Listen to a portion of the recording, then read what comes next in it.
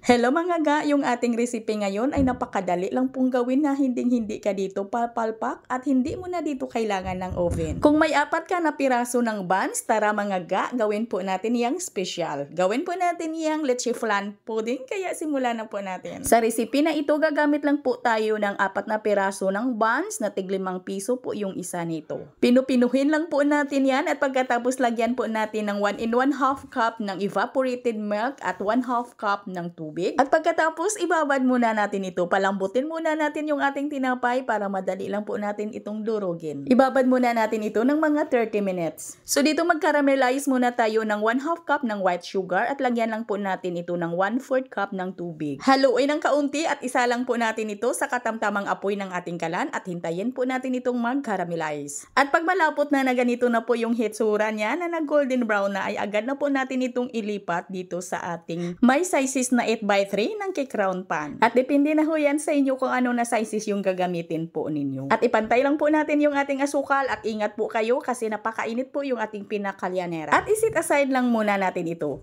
At pagkalipas ng 30 minutes, medyo malambot na po yung ating tinapay, pwede na po natin itong durugin. Pwede po natin itong durugin gamit yung ating mga blender at pwede din natin itong durugin gamit yung ating food processor. Pero sa ating video ngayon ay hindi po tayo gagamit niyan kasi manumanuhin lang po natin ito sa pagdurog para po ito sa wala pong mga food processor at yung blender. Durugin lang po talaga natin yan hanggang sa mapino yung ating tinapay gamit lang po yung ating wire wash. At pagkatapos maglagay tayo dito ng 2 piraso ng medium na itlog. At maglagay lang po tayo dito ng 1 cup na condensed milk. At haluin lang po natin itong mabuti nang madurog po natin yung ating itlog at nang mag-well combine po yung ating condensed dito sa ating mixture. At nang mapinong-pino na po talaga yung ating tinapay. At kung meron mang may natitira na mga bilog-bilog pa ng ating tinapay ay huwag mag-alala dahil sasalain lang po natin ito.